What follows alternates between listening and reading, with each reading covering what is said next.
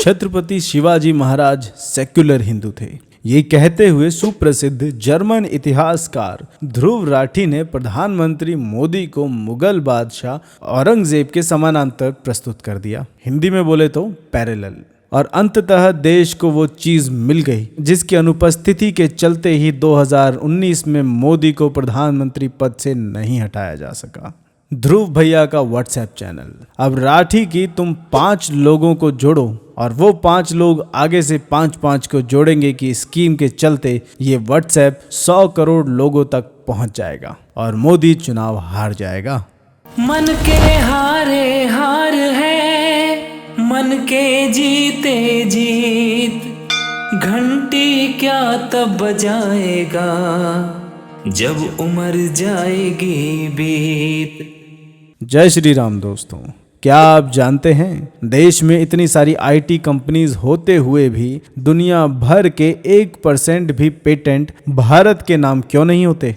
क्या आप जानते हैं भारत में करोड़ों लोग ग्रेजुएट और पोस्ट ग्रेजुएट होने के बाद भी क्यों रोजगार नहीं ले पा रहे? क्या आप जानते हैं भारतीय स्पेस साइंटिस्ट चांद और मंगल तक पहुंच गए लेकिन बृहस्पति और सूर्य तक क्यों नहीं पहुंच पा रहे?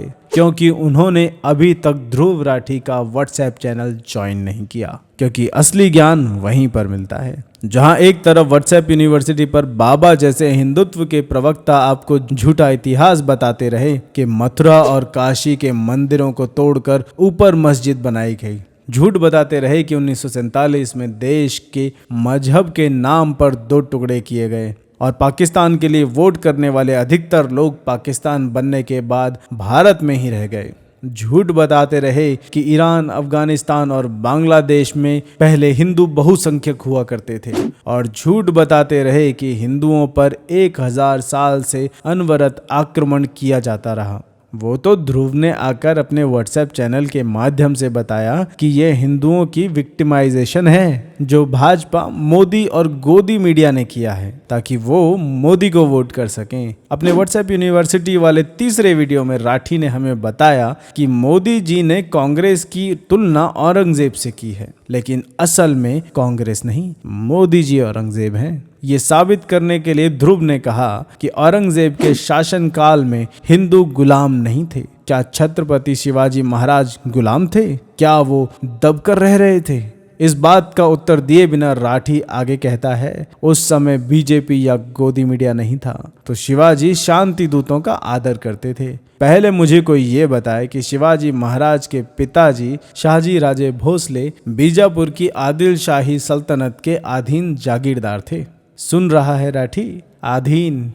वो किस्सा नहीं सुना जब शाहजी राजे बालक शिवा को बीजापुर सल्तनत ले गए थे और बालक शिवा ने आदिल शाह के सामने सलाम बजाने से मना कर दिया था, ये कहते हुए कि हम केवल अपने बाबा साहब के सामने झुकते हैं। क्यों झुकना पड़ता था शाहजी राजे को आदिल शाह के सामने? गुलामी इसे नहीं कहते तो किसे कहते हैं व्हाट्सएप राठी? लेकिन हाँ, चैट जीपीटी, इरफान हबीब और बीबीसी से पढ़कर इतिहासकार बनने वालों ने ये कहाँ पढ़ा होगा। आगे कहता है कि कोई सूफी याकुत बाबा शिवाजी महाराज के गुरु थे, लेकिन किसी भी कंटेम्परेरी सोर्स में किसी याकुत बाबा का कोई उल्लेख नहीं मिलता। ये वामपंथियों के स्वप्न दोष का ही परिणाम है और कुछ नहीं। आगे जर्मन इतिहासकार ध्रुव राठी कहते हैं कि हिस्टोरियन खाफी खान ने लिखा है कि शिवाजी महाराज का फरमान था कि जहां भी उनके सैनिक जाएं मस्जिद को चोट ना पहुंचाएं। तो ये तो अच्छी बात है ना, क्योंकि उनकी लड़ाई जिहादियों से थी, प्रार्थना स्थल से नहीं। लेकिन ऐसा नहीं है कि उन्होंने कोई मस्जिद तोड़ी ही नहीं। फर्क इतना है कि बाबरी ढांचे की ही तरह शिवाजी महाराज ने भी तमिलनाडु के तिरुवन्नमलाई में शोनाचलपति मंदिर एंड समोत्तिर पेरुमल मंदिर को तोड़कर बनाई गई मस्जिदों को तोड़ा था और उन मंदिरों को मुक्त कराया था। यानी तब हो या आज, मंदिरों पर अवैध कब्जा की हुई मस्जिदों को ही तोड़ा गया, किसी ओरिजिनल मस्जिद को नहीं। और भी बहुत सारे झूठ जर्मन इतिहासकार राठी ने शिवाजी राजे को सेक्युलर दिखाने के लिए बोले, जैसे कि अफजल खान को मारने की सलाह शिवाजी राजे को उनके बॉडीगार्ड रुस्तम जमा ने दी थी, जबकि सच ये है कि रुस्तम आदिल शाह का नौकर था, शिवाजी राजे का दुश्मन। इसके बाद राठी डेस्परेट हो जाता है और बताता है कि औरंगजेब भी हिंदू हित में बहुत से काम करता था। उसने 1654 में मेवाड़ के राजा राणा राज सिंह को पत्र लिखा था और कहा था कि हर मजहब के लोग शांति और प्रॉस्पेरिटी में रहें। जब हम सत्ता में आएंगे तो किसी के मंदिर नहीं तोड़ेंगे। लेकिन मंदिर तोड़े ना, काशी विश्वनाथ मंदिर तोड़ा, मथुरा कृष्ण जन्मभूमि मंदिर तोड़ा, तो एक पत्र लिखने से उसके पाप कम हो जाते हैं क्या? और अब जर्मन इतिहासकार का अंतिम सत्य, हिंदू 1000 साल गुलाम नहीं थे, हर समय नहीं, हर हिंदू नहीं। लेकिन यह भी सच है कि हिंदू पूरे 1000 साल तक जिहादियों के आक्रमण का निशाना था, हर समय, हर हिंदू। केवल जब अपनी शक्ति से जिहादियों को खदेड़ देता था तो वो जिहादी अल तकिया के नाम पर कुछ मंदिर निर्माण करने का दिखावा करने पर मजबूर हो जाते थे, वो अकबर हो या औरंगजेब। लेकिन मौका मिलते ही वो मंदिर तोड़ते भी थे, वो अकबर हो या औरंगजेब। इसलिए हे जर्मन इतिहासकार, दोबारा मत बोल देना कि हिंदू 1000 साल खतरे में नहीं रहा।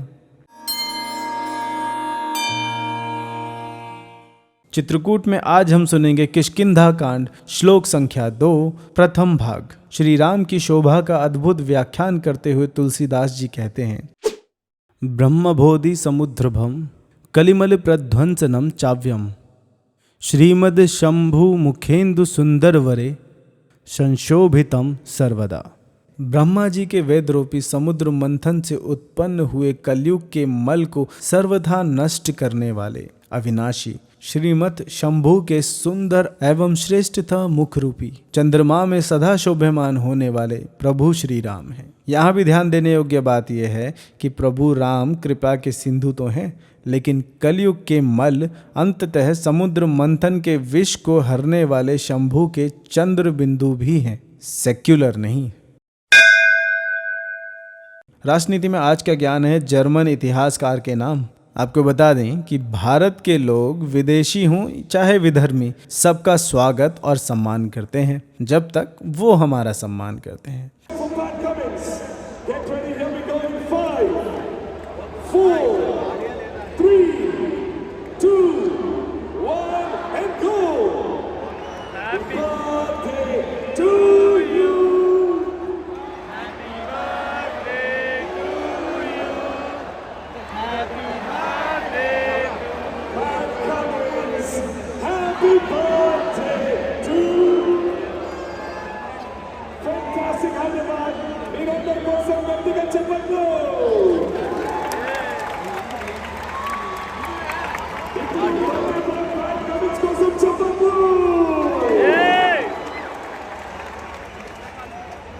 अब देखो, पैट क्यूमिंस IPL में खेल रहा है तो हम उसे हैप्पी बर्थडे कह रहे हैं। अगर आप भी सही इतिहास लोगों तक पहुंचाना चाहते हैं तो कृपया हमारे पेजेस को लाइक, शेयर और सब्सक्राइब अवश्य कीजिए, क्योंकि खुशियां बांटने से बढ़ती हैं।